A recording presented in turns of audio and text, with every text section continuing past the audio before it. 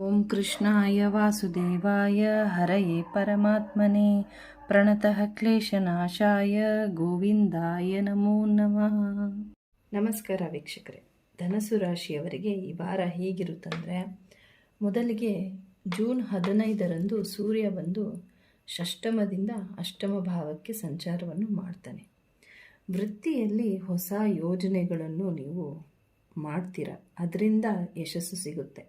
ವೃತ್ತಿಯಲ್ಲಿ ನಿಮ್ಮ ಪ್ರಗತಿ ಹೇಗಿರುತ್ತಂದರೆ, ಭೂಮಿ ಮತ್ತು ಆಕಾಶ ಒಂದಾಗುವಂತೆ, ಅಂದರೆ ಹೊಸ ಬದಲಾವಣೆಗಳು ಬರಲಿವೆ ಮತ್ತು ಹೊಸ ಅವಕಾಶಗಳು ಸಿಗುವ ಸಾಧ್ಯತೆ ಇರುತ್ತೆ. ಹೊಸ ದಿಕ್ಕಿನತ್ತ ಸಾಗುತ್ತೆ ಮತ್ತು ಸ್ಥಿರವಾಗಿ ಇರುತ್ತೆ. ಕೆಲಸದಲ್ಲಿ ನಿಮ್ಮ ಹಾರ್ಡ್ ವರ್ಕ್ಗೆ ಒಳ್ಳೆ ಅಪ್ರಿಷಿಯೇಟು ಮಾಡ್ತಾರೆ. ಕೆಲಸದಲ್ಲಿ ನಿಮಗೆ ಪ್ರೆಷರ್ ಕಡಿಮೆ ಇರುತ್ತೆ. ಹಣಕಾಸಿನ ವಿಚಾರದಲ್ಲಿ ಹೇಳಬೇಕಾದ್ರೆ, ಮನೆಗೆ ಏನೋ ಫುಲ್ ಚೇಂಜಸ್ ಮಾಡಬೇಕು ಅಂತ ಖರ್ಚು ಮಾಡ್ತೀರಾ. ಆದರೆ ಈ ಸಮಯದಲ್ಲಿ ಯಾವುದೇ ಇನ್ವೆಸ್ಟ್ಮೆಂಟ್ ಮಾಡೋದನ್ನು ನೀವು ಅವಾಯ್ಡ್ ಮಾಡಬೇಕು. ಅನಗತ್ಯ ಖರ್ಚಿನ ಮೇಲೇನೂ ಹೆಚ್ಚು ಗಮನ ವಹಿಸಿ. ಬಜೆಟ್ ಪ್ಲ್ಯಾನಿಂಗ್ ಮಾಡಿ ಮತ್ತು ಅದರ ಪ್ರಕಾರವಾಗಿ ಖರ್ಚು ಮಾಡೋದು ಉತ್ತಮ.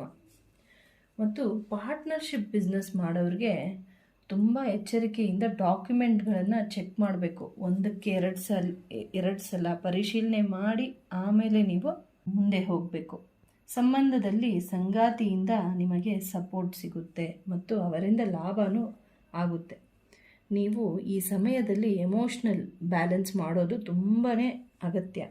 ಇಲ್ಲದಿದ್ದರೆ ಮಿಸ್ಅಂಡರ್ಸ್ಟ್ಯಾಂಡಿಂಗ್ ಆಗೋ ಸಾಧ್ಯತೆ ಇದೆ. ಸಂಬಂಧಗಳಲ್ಲಿ ತಾಳ್ಮೆ ಮತ್ತು ಸ್ಪಷ್ಟ ಮಾತು, ಅಂದರೆ ಓಪನ್ ಕಮ್ಯುನಿಕೇಷನ್ ಮಾಡೋದ್ರಿಂದ ಸಮಸ್ಯೆ ಬಗೆಹರಿಯುತ್ತೆ. ಆರೋಗ್ಯದ ವಿಚಾರ ಹೇಳಬೇಕಾದ್ರೆ, ಸ್ವಲ್ಪ ಎನರ್ಜಿ ಲೆವೆಲ್ಲು ಕಮ್ಮಿ ಆಗುತ್ತೆ, ಸುಸ್ತು ಆಗಬಹುದು. ಆರೋಗ್ಯದ ಕಡೆ ಸ್ವಲ್ಪ ಗಮನ ಕೊಡಿ. ಪರಿಹಾರ ಬಂದು ಪ್ರತಿದಿನ ವಿಷ್ಣು ಸಹಸ್ರನಾಮ ಸ್ತೋತ್ರವನ್ನು ಪಠನೆ ಮಾಡಿ ಅಥವಾ ಕೇಳಿಸ್ಕೊಳ್ಳಿ. ಅದರಿಂದ ಮನಸ್ಸಿಗೆ ಸ್ವಲ್ಪ ಶಾಂತಿ, ನೆಮ್ಮದಿ ಸಿಗುತ್ತೆ. ಮತ್ತು ಪ್ರತಿದಿನ ಬೆಳಗ್ಗೆ ಸೂರ್ಯನಿಗೆ ನೀರನ್ನು ಅರ್ಪಿಸಿ. ಮಕರ ರಾಶಿಯವರಿಗೆ ಈ ವಾರ ಹೇಗಿರುತ್ತಂದರೆ, ಮೊದಲಿಗೆ ಜೂನ್ 15ರಂದು ಸೂರ್ಯ ಬಂದು ಪಂಚಮದಿಂದ ಷಷ್ಠಮ ಭಾವಕ್ಕೆ ಸಂಚಾರವನ್ನು ಮಾಡ್ತಾನೆ. ಈ ವಾರ ಚಂದ್ರನ ಸ್ಥಾನದಿಂದ ನೀವು ನಿಮ್ಮ ತಾಳ್ಮೆಯೊಂದಿಗೆ ಕೆಲಸದ ಹೊರೆಯನ್ನು ಸಮತೋಲನಗೊಳಿಸಬೇಕಾಗುತ್ತೆ. ಸಪ್ತಮದಲ್ಲಿ ಗುರು ಮತ್ತು ಶುಕ್ರ ಸಂಚಾರ ತುಂಬ ಅನುಕೂಲ ಮಾಡಿಕೊಡುತ್ತೆ. ಪಾರ್ಟ್ನರ್ಶಿಪ್ ಬಿಸ್ನೆಸ್ ಮಾಡೋರಿಗೆ ಹೊಸ ವ್ಯವಹಾರಗಳು ಪ್ರಾರಂಭವಾಗುತ್ತೆ. ಹೊಸ ಒಪ್ಪಂದಗಳಿಗೆ ಸೈನ್ ಮಾಡ್ತೀರಾ. ಇನ್ವೆಸ್ಟ್ಮೆಂಟ್ನಲ್ಲಿ ಲಾಭ. ಕೆಲಸದಲ್ಲಿ ನಿರಂತರವಾದ ಪ್ರಯತ್ನ ನಿಮಗೆ ಉತ್ತಮ ಫಲಿತಾಂಶ ಸಿಗಲು ಅನುಕೂಲವಾಗುತ್ತೆ ಮತ್ತು ಯಶಸ್ಸನ್ನು ನೀವು ನಿರೀಕ್ಷಿಸಬಹುದು. ನಿಮ್ಮ ಆತ್ಮವಿಶ್ವಾಸ ಜೊತೆಗೆ ಸ್ಥಿರ ಪ್ರಗತಿಯಿಂದ ಕೂಡಿರುತ್ತೆ. ಹಣಕಾಸಿನ ವಿಚಾರ ಹೇಳಬೇಕಾದ್ರೆ, ಆದಾಯದಲ್ಲಿ ಒಳ್ಳೆಯ ಅಭಿವೃದ್ಧಿ ಕಾಣ್ತೀರಾ. ಆದರೆ ಲಕ್ಸುರಿ ವಸ್ತುಗಳಿಗೆ ಅನಾವಶ್ಯಕ ಖರ್ಚು ಮಾಡುವುದನ್ನು ನೀವು ತಪ್ಪಿಸಬೇಕು. ಬೇಗ ಲಾಭ ಬರುತ್ತೆ ಅಂತ ಯಾವುದೇ ರಿಸ್ಕ್ ಸ್ಕೀಮ್ನಲ್ಲಿ ಹೂಡಿಕೆ ಮಾಡೋದನ್ನು ನೀವು ತಪ್ಪಿಸಬೇಕು. ಅದರ ಬದಲಾಗಿ ಲಾಂಗ್ ಟರ್ಮ್ ಇನ್ವೆಸ್ಟ್ಮೆಂಟ್ನ ಬಗ್ಗೆ ನಿರ್ಧಾರ ತಗೊಳ್ಳೋದ್ರಿಂದ ಉತ್ತಮ ಲಾಭ ಬರೋ ಸಾಧ್ಯತೆ ಇರುತ್ತೆ. ತುಂಬ ಸಮಯದಿಂದ ವಿವಾದಗಳು ಇದ್ದರೂ ಅಂತಿಮವಾಗಿ ನಿಮ್ಮ ಪರವಾಗಿ ಬಗೆಹರಿಯುವ ಸಾಧ್ಯತೆಯೂ ಇರುತ್ತೆ. ಮತ್ತು ಸಂಬಂಧದಲ್ಲಿ ಹೊಸ ಸಂಬಂಧ ಅಥವಾ ಹಳೆಯ ಸಂಬಂಧ ಮರಳಿ ಬಂದಾಗ ಎದುರಿಸುವುದು ಎಂಬ ನಿರ್ಧಾರ ಮಾಡಬೇಕಾಗಬಹುದು. ಆದರೆ ನಿಮ್ಮ ಸ್ವಂತ ಸಂತೋಷದ ಬಗ್ಗೆ ನೀವು ಆದ್ಯತೆ ನೀಡಿ. ನಿಮ್ಮ ಬಗ್ಗೆ ನಿಮಗೆ ಕಷ್ಟದ ಟೈಮಲ್ಲಿ ಯಾರು ಸಹಾಯ ಮಾಡಿಲ್ವೋ ಅಥವಾ ನಿಮ್ಮ ಬಗ್ಗೆ ಯೋಚನೆ ಮಾಡದೇ ಇರೋರ ಬಗ್ಗೆ ನೀವು ತಲೆ ಕೆಡಿಸ್ಕೊಳ್ಳೋಕ್ಕೆ ಹೋಗಬೇಡಿ. ಮತ್ತು ಆರೋಗ್ಯದ ವಿಚಾರ ಹೇಳಬೇಕಾದ್ರೆ, ಕೆಲಸದ ಒತ್ತಡದಿಂದ ತುಂಬ ಸುಸ್ತಾಗೋ ಸಾಧ್ಯತೆ ಇದೆ, ಆಯಾಸ ಆಗ್ಬೋದು. ನೀವು ಸ್ವಲ್ಪ ಆರೋಗ್ಯದ ಬಗ್ಗೆ ಗಮನ ಕೊಡಲೇಬೇಕಾಗುತ್ತೆ. ಪ್ರತಿದಿನ ರೂಟೀನಲ್ಲಿ ಸೆಲ್ಫ್ ಕೇರ್ ಮಾಡ್ಕೋಬೇಕು ನೀವು. ಪರಿಹಾರ ಬಂದು ಶನಿವಾರದಂದು ಹನುಮಾನ್ ಚಾಲೀಸ ಪಠನೆ ಮಾಡಿ ಮತ್ತು ಶನಿವಾರದಂದು ಅರಳಿ ಮರದ ಕೆಳಗೆ ಎಳ್ಳೆಣ್ಣೆ ದೀಪವನ್ನು ಬೆಳಗಿಸಿ. ಕುಂಭರಾಶಿಯವರಿಗೆ ಈ ವಾರ ಹೇಗಿದೆ ಅಂತ ನೋಡೋಣ. ಮೊದಲಿಗೆ ವೃತ್ತಿಯ ಬಗ್ಗೆ ಹೇಳಬೇಕಾದ್ರೆ, ವೃತ್ತಿಯಲ್ಲಿ ಪ್ರಗತಿ ಕಾಣ್ತೀರಾ, ಉದ್ಯೋಗದಲ್ಲಿ ಹೊಸ ಅವಕಾಶಗಳು ಸಿಗುತ್ತೆ. ಈ ಸಮಯದಲ್ಲಿ ನಿಮ್ಮ ಸ್ವಂತ ಪ್ರಯತ್ನಗಳಿಂದ ಮಾತ್ರ ಪ್ರತಿಫಲ ದೊರೆಯುವ ಸಾಧ್ಯತೆ ಇದೆ. ತುಂಬ ಕ್ರಿಯೇಟಿವಿಟಿಯಿಂದ ಕೆಲಸವನ್ನು ನಿರ್ವಹಿಸ್ತೀರಾ. ಈ ಅವಧಿಯಲ್ಲಿ ವೇಗವಾಗಿ ಬದಲಾವಣೆಗಳನ್ನು ತರಬೇಕು ಅಂತ ತುಂಬ ಉತ್ಸಾಹದಿಂದ ಸದಾ ಚಟುವಟಿಕೆಯಿಂದ ತೊಡಗಿರ್ತೀರ. ಫುಲ್ ಬ್ಯುಸಿ ಸ್ಕೆಡ್ಯೂಲ್ ಅಂತಲೂ ಹೇಳ್ಬೋದು. ನೀವು ಈ ವಾರ ಏನು ಮಾಡಬೇಕಂದ್ರೆ, ಸ್ವಲ್ಪ ಪ್ರಾಕ್ಟಿಕಲ್ ಮೈಂಡಿಂದ ಕೆಲಸವನ್ನು ನಿರ್ವಹಿಸಬೇಕಾಗುತ್ತೆ. ಅದರಿಂದ ಉತ್ತಮ ಲಾಭವು ನೀವು ಗಳಿಸ್ಕೋಬೋದು. ಜೊತೆಗೆ ಸೀನಿಯರ್ಸ್ ಅಥವಾ ಮೇಲಧಿಕಾರಿಗಳಿಂದನೂ ಗೌರವವನ್ನು ನೀವು ಗಳಿಸ್ಕೋಬಹುದು. ಪಬ್ಲಿಕ್ಕಲ್ಲಿ ನಿಮಗೆ ಒಂದು ರಿಕಗ್ನಿಷನ್ ಅನ್ನೋದು ಬರುತ್ತೆ. ಮತ್ತು ಕೆಲಸದಲ್ಲಿ ಯಾವುದೇ ವಿಚಾರವಾಗಿ ಸಡನ್ನಾಗಿ ನೀವು ರಿಯಾಕ್ಟ್ ಆಗೋದನ್ನು ನೀವು ತಪ್ಪಿಸ್ಬೇಕು. ಮತ್ತು ಆಫೀಸಲ್ಲಿ ರಾಜಕೀಯನೂ ನಡೀಬೋದು, ಆದರೆ ನೀವು ಅದರಿಂದ ಏನು ಮೈಂಡಿಗೆ ಸ್ಟ್ರೆಸ್ ತೊಗೊಳೋಕ್ಕೆ ಹೋಗಬೇಡಿ, ಅವಾಯ್ಡ್ ಮಾಡಿಬಿಡಿ, ರಿಯಾಕ್ಟ್ ಮಾಡೋದೇ ಬೇಡ. ಮತ್ತು ಬಿಸ್ನೆಸ್ ಮಾಡೋರಿಗೆ ಪೈಪೋಟಿ ಇರ್ತಾರಲ್ವ, ಕಾಂಪಿಟೇಟರ್ಸು, ಅವರಿಂದನೂ ಸ್ವಲ್ಪ ಮೆಂಟಲ್ ಸ್ಟ್ರೆಸ್ ಆಗ್ಬೋದು. ಯಾವುದೇ ವಿಚಾರಕ್ಕೂ ನೀವು ಸ್ಟ್ರೆಸ್ ಮಾಡಿಕೊಂಡೆ ನಿಮ್ಮ ಕೆಲಸದಲ್ಲಿ ನೀವು ನಿರತರಾಗಿದ್ದರೆ ಸಾಕು. ಜೂನ್ 15ರ ನಂತರ ಸೂರ್ಯ ಬಂದು ನಿಮ್ಮ ರಾಶಿಯಿಂದ ಚತುರ್ಥ ಭಾವದಿಂದ ಪಂಚಮ ಭಾವಕ್ಕೆ ಸಂಚಾರವನ್ನು ಮಾಡ್ತಾನೆ. ಮತ್ತು ಈ ವಾರ ನೀವು ಹೆಚ್ಚುತ್ತಿರುವ ಖರ್ಚು ಜೊತೆಗೆ ಎಮೋಷ್ನಲ್ ವಿಚಾರದಲ್ಲಿ ಬ್ಯಾಲೆನ್ಸ್ ಮಾಡ್ಕೋಬೇಕಾಗುತ್ತೆ. ಮತ್ತು ತಾಳ್ಮೆ ಇರೋದು ತುಂಬಾ ಅಗತ್ಯ. ಕುಟುಂಬದವರಿಗೋಸ್ಕರನೂ ಖರ್ಚು ಮಾಡ್ತೀರಾ, ವಿದ್ಯಾಭ್ಯಾಸಕ್ಕೋಸ್ಕರನೂ ಖರ್ಚಾಗ್ಬೋದು, ಒಟ್ಟಾರೆ ಪ್ರೀತಿ ಪಾತ್ರರಿಗೋಸ್ಕರ ಖರ್ಚು ಆಗೋ ಸಾಧ್ಯತೆ ಇದೆ.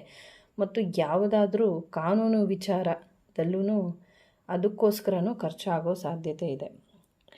ಆದರೆ ಈ ಸಮಯದಲ್ಲಿ ನೀವು ಅನಗತ್ಯ ಖರ್ಚು ಮಾಡದೆ ಯಾವುದು ತುಂಬ ಮುಖ್ಯವೋ ಅಷ್ಟಕ್ಕೆ ಮಾತ್ರ ಖರ್ಚು ಮಾಡೋದು ಉತ್ತಮ.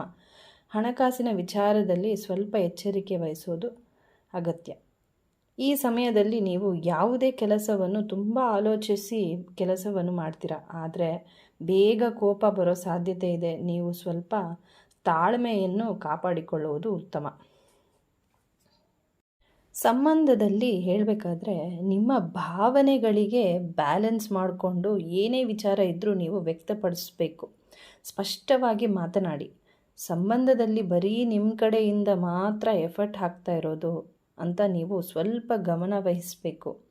ಯಾಕಂದರೆ ಸಂಬಂಧದಲ್ಲಿ ನಿಮ್ಮಿಂದನೂ ಎಫರ್ಟ್ ಇರಬೇಕು ಮತ್ತು ಜೊತೆಗೆ ಇರೋರ ಕಡೆಯಿಂದನೂ ಎಫರ್ಟ್ ಬರಬೇಕು. ಆಗಲೇ ಜೀವನ ಸ್ಮೂತಾಗಿ ಸಾಗುತ್ತೆ. ಅದರಿಂದ ನಿಮಗೆ ಏನು ಬೇಕು ಬೇಡ, ನಿಮ್ಮ ಆಸೆ ಆಕಾಂಕ್ಷೆಯನ್ನು ನೀವು ಧೈರ್ಯ ಮತ್ತು ಆತ್ಮವಿಶ್ವಾಸದಿಂದ ಅವರಿಗೆ ತಿಳಿಸಬೇಕು. ಅದರಿಂದ ಇಬ್ಬರ ನಡುವೆ ನಂಬಿಕೆ ಗಟ್ಟಿಯಾಗುತ್ತೆ. ನೀವೇನಾದರೂ ಹೇಳ್ದೆ ಮನಸ್ಸಿನಲ್ಲೇ ಕೊರಗ್ತಾ ಇದ್ದರೆ ನಿಮ್ಮ ಸಂತೋಷವನ್ನು ಕಳೆದುಕೊಂಡ ಹಾಗೆ ಅನಿಸುತ್ತೆ. ಅದರಿಂದ ಏನೇ ವಿಚಾರ ಇದ್ರೇನೋ ನೀವು ಸ್ಪಷ್ಟವಾಗಿ ಮಾತಾಡ್ಕೋಬೇಕು, ಬಗೆಹರಿಸ್ಕೊಳ್ಳಿ. ಇನ್ನು ಆರೋಗ್ಯದ ವಿಚಾರ ಹೇಳಬೇಕಾದ್ರೆ, ನೀವು ಜಾಸ್ತಿ ಜನರ ಜೊತೆ ಕನೆಕ್ಟ್ ಆಗೋದ್ರಿಂದ ಸ್ವಲ್ಪ ನಿಮ್ಮ ಮನಸ್ಸಿಗೆ ರಿಲ್ಯಾಕ್ಸ್ ಆಗುತ್ತೆ. ಮತ್ತು ಸಣ್ಣ ಗೆಲುವನ್ನು ಕೂಡ ನೀವು ಸೆಲೆಬ್ರೇಟ್ ಮಾಡ್ಕೋಬೇಕು. ನಿಮಗೆ ಸಪೋರ್ಟಿವ್ ಫ್ರೆಂಡ್ಸ್ ಇರ್ತಾರಲ್ವ, ಫ್ಯಾಮ್ಲಿ ಫ್ರೆಂಡ್ಸು ಅವರ ಜೊತೆನೇ ನೀವು ಸೆಲೆಬ್ರೇಟ್ ಮಾಡ್ಕೊಡೋದ್ರಿಂದ ನಿಮ್ಮ ಸ್ಟ್ರೆಸ್ ಲೆವೆಲ್ ಕಮ್ಮಿ ಆಗುತ್ತೆ.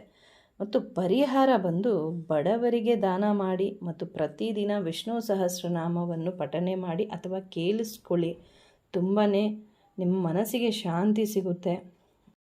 ಮೀನರಾಶಿಯವರಿಗೆ ಈ ವಾರ ಹೇಗಿರುತ್ತಂದರೆ, ವೃತ್ತಿಯಲ್ಲಿ ನಿಮ್ಮ ಗಮನ ಮತ್ತು ದೃಢ ಸಂಕಲ್ಪ ಹೆಚ್ಚಿರುತ್ತೆ. ಅಂದರೆ ಕೆಲಸದಲ್ಲಿ ಪರಿಶ್ರಮ ಪಡೋಕ್ಕೆ ಹಿಂದೆ ಸರಿಯಲ್ಲ. ನೀವು ಎಷ್ಟೇ ಕೆಲಸವಿದ್ದರೂ ಛಲದಿಂದ ಮುಂದೆ ಸಾಗ್ತೀರ. ನೀವೇನೇ ಕ್ರಿಯೇಟಿವ್ ಪ್ರಾಜೆಕ್ಟ್ ಬಗ್ಗೆ ಯೋಜನೆ ಮಾಡಿದರೆ ಅದನ್ನು ಕಾರ್ಯರೂಪಕ್ಕೆ ತರೋಕ್ಕೆ ಈ ಸಮಯ ತುಂಬ ಅನುಕೂಲಕರವಾಗಿದೆ. ಮತ್ತು ನಿಮ್ಮ ಪ್ಯಾಷನ್ ಇರುತ್ತಲ್ವ, ಅದರ ಬಗ್ಗೆ ಕೂಡ ನೀವು ಗಮನ ವಹಿಸಿ ಪ್ರಾಕ್ಟಿಕಲ್ಗೆ ತರುವುದಕ್ಕೆ ಈ ಸಮಯ ಸಹಾಯ ಮಾಡುತ್ತೆ. ನಿಮ್ಮ ಐಡಿಯಾಸ್ ಮತ್ತು ಎಫರ್ಟ್ಸನ್ನು ನಿಮ್ಮ ಕೊಲೀಗ್ಸ್ ಮತ್ತು ಸೀನಿಯರ್ಸ್ ಗಮನಿಸ್ತಾರೆ.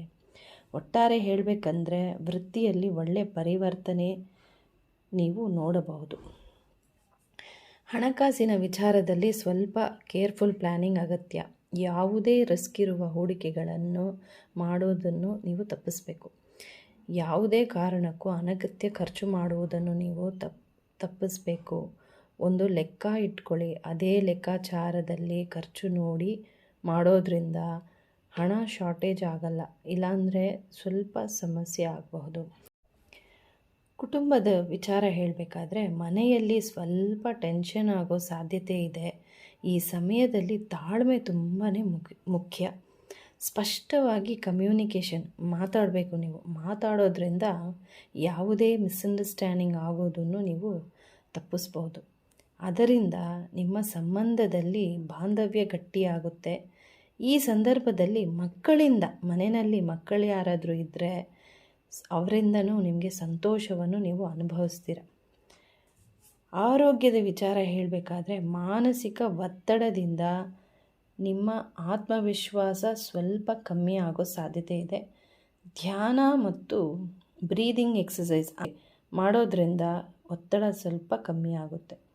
ಪರಿಹಾರ ಬಂದು ಸೂರ್ಯನಿಗೆ ನೀರನ್ನು ಅರ್ಪಿಸಿ ಆಂಜನೇಯ ದೇವಸ್ಥಾನಕ್ಕೆ ಭೇಟಿ ನೀಡಿ ಮಂಗಳವಾರದಂದು. ಧನ್ಯವಾದಗಳು.